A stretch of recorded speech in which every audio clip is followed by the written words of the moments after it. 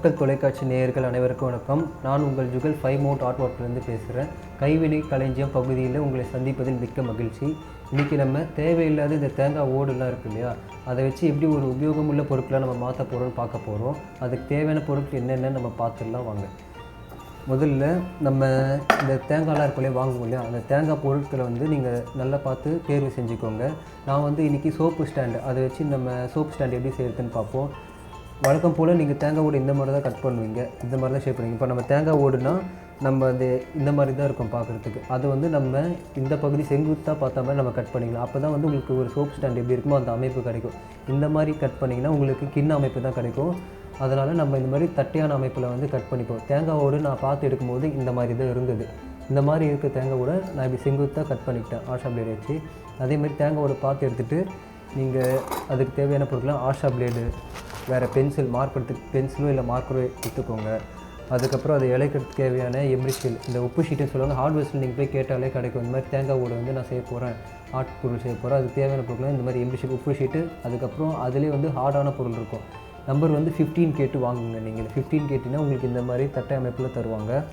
அதுவும் அதுக்கப்புறம் நீங்கள் வெட்டி வச்ச அந்த தேங்காய் ஓடு, அதுக்கு தேவையான கம்முனா இதுவும் ஹார்ட்வேர்ஸ்லேயே உங்களுக்கு கிடைக்கும். ஃப்ளெக்ஸ் குயிக்குன்னு இருக்கும். ஃப்ளெக்ஸ் குயிக்குன்னு நீங்கள் கேட்டு வாங்க. இன்னும் 30 ரூபா இல்லை 60 ரூபா தான் இருக்கும். இதுதான் தேவையான பொருட்கள் பேசிக்காக. ஓகேவா? இப்போ நம்ம எப்படி செய்யறதுன்னு பார்ப்போம். இந்த மாதிரி அமைப்பில் நான் ஆல்ரெடி வெட்டி வச்சுட்டேன். இதை நேராக வெட்டணும். உங்களுக்கு செங்குத்தாக இருக்குது. இந்த மாதிரி அமைப்பில் நான் ஆல்ரெடி பார்த்து இந்த மாதிரி வெட்டி வச்சுட்டேன். வெட்டும் போது நீங்கள் ஆஷா பிளேடு நல்லா ஷார்ப்பாக கரெக்டாக இருக்க பிளேடாக பார்த்து யூஸ் பண்ணிக்கோங்க. வெட்டும் போது கவனமாக பார்த்து வெட்டுங்க. சரியா? வெட்டி முடிச்சதுக்கப்புறம் இந்த மாதிரி தான் இருக்கும். உள்ளே இருக்கிறது அந்த தேங்காய் பருப்பில் எடுத்து நீங்கள் சட்னிக்கு அதுக்கு யூஸ் பண்ணிக்கோங்க. வேஸ்ட்டாக போன தேங்காயோடு தான் இது. இப்போது நம்ம சோப் ஸ்டாண்ட் செய்யும் போது என்னன்னா மெயினாக அந்த ஃபில்ட்ரு தேவைப்படும் உங்களுக்கு, அந்த வடிகட்டி. அதுக்கு நம்ம தேவையான அளவு நீங்கள் இந்த மாதிரி நீட்டாகவும் அறுத்துக்கலாம், இல்லை ரவுண்டாகவும் வட்ட அமைப்பிலே நீங்கள் ஓட்ட போட்டுக்கலாம். நீட்டாக அறுத்திங்கன்னா உங்களுக்கு வெட்டுறதுக்கு இலகுவாக ஈஸியாக இருக்கும். ஸோ நான் இது நீட்டாக மார்க் பண்ணிவிட்டு கட் பண்ணிக்கிறேன். கட் பண்ணிட்டு கூட நம்ம கிரைண்டிங் பண்ணிக்கலாம்.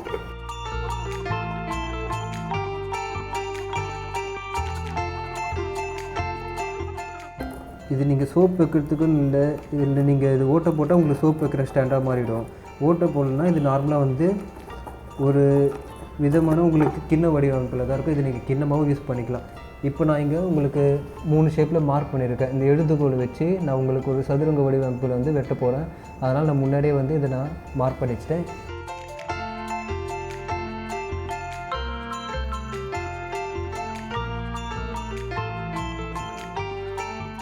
இந்த மாதிரி ஆஷா பிளேட் வச்சு ஓரளவு நீங்கள் அந்த ஷேப்லேயே கோடு போடணும். கோடு போட்டு தான் அதுக்கப்புறம் தான் உங்களால் நல்லா அறுக்க முடியும்.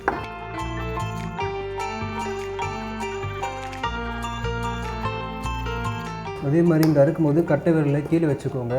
மேலே வச்சிங்கன்னா கட்டை விரல் உங்களுக்கு வெட்டுப்பட வாய்ப்பு இருக்குது. அதனால் கட்டை விரலை கீழே வச்சு நல்லா இந்த மாதிரி வச்சு அழுத்தி பிடிச்சிக்கோங்க. கட்டை விரல் எவ்வளோக்கு எவ்வளோ அழுத்தி பிடிக்கிறீங்களோ அவ்வளோக்கு எவ்வளோ உங்களுக்கு அந்த தேங்காய் ஓடு வழுக்காமல் கிரிப்பாக பிடிச்சிக்க முடியும்.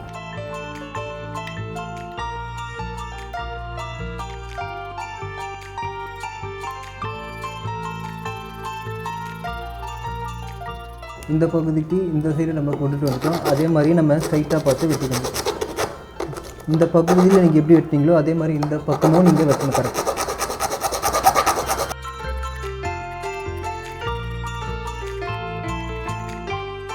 ஓகே, இப்போது இந்த ஃபில்டருக்கு நம்ம ரெடி பண்ணியாச்சு வடிகட்டிக்கு. இப்போ சோப் வைக்கிறதுக்கு இது உங்களுக்கு கம்ஃபர்ட்டாக இருக்கும். ப்ளஸ் நம்ம வெட்டி முடிச்சதுக்கப்புறம் இந்த நுனியிலெல்லாம் நம்ம இந்த ஆல்ரெடி சொல்லி உப்பு ஷீட் அதை இந்த ஹோல்குள்ளே போகிற மாதிரி தூரத்துக்குள்ளே போகிற மாதிரி நீங்கள் மடிச்சுட்டு உள்ளே அதை நல்லா கிரைண்ட் பண்ணுங்கள். இல்லை ஏன்னா வெட்டினடை உங்களுக்கு நல்லா ஷார்ப்பாக இருக்கும். இந்த மாதிரி மடிச்சுட்டு நாளாக மடிச்சுட்டு அது இந்த துவாரத்தில் விட்டு நல்லா இந்த மாதிரி கிரைண்ட் பண்ணுங்கள். நல்லா இது மாதிரி விட்டு ஃபுல்லாக இழைச்சிக்கோங்க. அதை இழைச்சி முடிச்சதுக்கப்புறம் மேலே இந்த கரடு முரடான பகுதி இந்த ஷீட் வச்சு நம்ம ஃபுல்லாக இது மாதிரி தேய்ச்சிக்கணும்.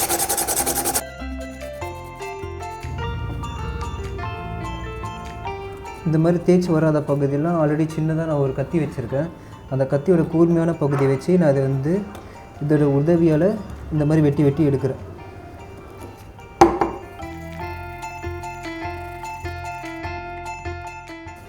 முன்னந்ததை விட இப்போ ஓரளவு நல்லா மென்மையாகிடுச்சு. இப்போ மீது உள்ள பகுதியை நம்ம அதே மாதிரி தேய்ச்சி மென்மையாக்கிட்டோம். இப்போது இறுதியாக நம்ம இந்த மாதிரி தேய்ச்சி மென்மையாக்கியாச்சு. உங்களுக்கு பார்க்கும்போது தெரியும். ஆஷா பிளேடு வச்சு இந்த இடம்லாம் நம்ம வந்து வெட்டி நம்ம அந்த வடிகட்டுக்கு தேவையான பகுதி மாதிரி நம்ம ரெடி பண்ணிட்டோம். இது முடிச்சதுக்கப்புறம் இப்போ இதுக்கு நம்ம வந்து ஸ்டாண்ட் ரெடி பண்ணோம் இல்லையா, ஆல்ரெடி நான் வந்து இது மாதிரி வட்ட வடிவில் வெட்டி ஷேப்பாக்கி கட் பண்ணி வச்சுருக்கேன். இதையும் வந்து நம்ம இதே மாதிரி வந்து இழைச்சி கட் பண்ணியாச்சு. இப்போ வந்து நம்ம இதை எப்படி ஒட்டுறதுன்னு பார்க்கலாம். இப்போ கீழே நம்ம வந்து நடுப்பகுதியில் இப்படி தான் ஒட்ட போகிறோம். நம்ம இப்போ ஒட்டுறதுக்கு நம்ம அதுக்கு தேவையான கம்மி எடுத்துட்டு எப்படி ஒட்டுறதுன்னு நம்ம பார்ப்போம்.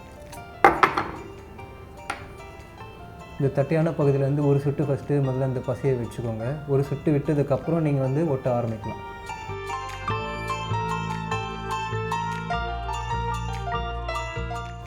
கீழே இந்த மாதிரி விரலை வச்சு அழுத்தி பிடிச்சிக்கோங்க, மேலே பிடிக்காதீங்க, இல்லைன்னா கையில் வந்து அந்த பசை வந்து விழுவ வாய்ப்பு இருக்குது.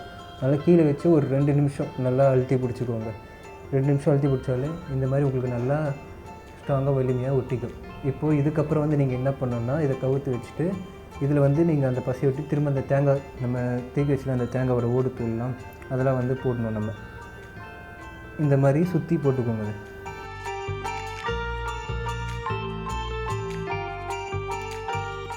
அதே மாதிரி ஒட்டின இந்த இடுக்கில் வந்து விரல் போகாது. அதனால் திரும்பவும் இந்த ஆஷா பிளேடு மெலிசான இந்த கருவியை வச்சு ஏதோ ஆஷா பிளேடோ இல்லை கத்தியோ அந்த மாதிரி வச்சு திரும்பவும் நீங்கள் அந்த பசையை ஊற்றிட்டதில் ஒரு சொட்டு கரெக்டாக அந்த ஜாயிண்ட்டில் மட்டும் இணைப்பில் மட்டும் போட்டு திரும்ப இந்த தேங்காய் ஓட்டோட பொடியை வந்து நீங்கள் போட்டு இந்த மாதிரி அழுத்தம் கொடுக்கணும். அழுத்தம் கொடுத்தீங்கன்னா உங்களுக்கு நல்லா வலிமையாக வந்து இது பிடிச்சிக்கும். இப்போ கீழே நல்லா ஒட்டிக்கிச்சு. கீழே நல்லா ஒட்டினதுக்கப்புறம் இங்கே கொஞ்சம் கேப் இருக்கும், இங்கேயும் கேப் இருக்கும். அதை வந்து நம்ம என்ன பண்ணணும், கொஞ்சம் உங்களுக்கு அலங்கோலமாக ஒரு சீரமைப்பாக இல்லாமல் இருக்கும். அதையும் வந்து நம்ம இந்த பசையை ஊற்றிட்டு ஒரு சொட்டு தான் விடணும். திரும்ப வந்து நம்ம இந்த பொடியை போட்டுக்கிறாங்க. நடுவில் பொடியை போட்டுட்டு நிறைய போடுங்க. போட்டுட்டு நீங்கள் விரலை வச்சு மேலோட்ட எடுக்கலாம். அப்படி இல்லைன்னா இந்த எழுதுகோல் வச்சு அழுத்தணும். உங்கள் விரலை வச்சு அழுத்தாதீங்கன்னா விரல் ஒட்டிக்க சில சமயம் வாய்ப்பு இருக்குது. இந்த மாதிரி குச்சியோ இல்லை எழுதுகோலை வச்சுட்டு நீங்கள் தட்டினீங்கன்னா உங்களுக்கு அதில் ஈஸியாக ஒட்டிக்கும். இப்போ வழக்கம் போல் நம்ம உப்பு ஷீட்டை வச்சு அதை இழைச்சி ஒரு சீரமைப்பாக ஆக்கணும். உங்களோட சோப் வைக்கிற ஸ்டாண்டு ரெடி ஆகிடும். இப்போது இறுதியாக நம்ம வந்து இதை நல்லபடியாக ஒட்டியாச்சு. இப்போ ஒட்டினதுக்கப்புறம் இதுக்கு நம்ம கொஞ்சம் அந்த வலுவலுப்பு தன்மை தரணும். அதுக்கு வந்து நீங்கள் எண்ணெயை தடவிக்கலாம். வார்னிஷ்லாம் யூஸ் பண்ணாதீங்க.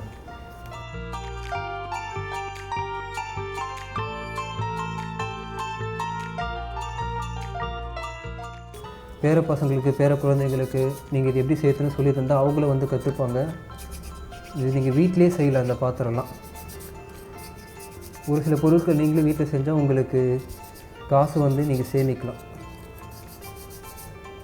அது மட்டும் இல்லை, உங்களுக்கு வந்து மைண்டும் ரிலாக்ஸேஷனாகவும் இருக்கும். இதையும் வந்து மறக்காமல் நீங்கள் வீட்டில் ட்ரை பண்ணி பாருங்கள். உங்களோட உறவினர்களுக்கோ நண்பர்களுக்கோ சொல்லித்தாங்க. இத்துடன் உங்களிடம் விடைபெறுவது ஜுகல். நன்றி, வணக்கம்.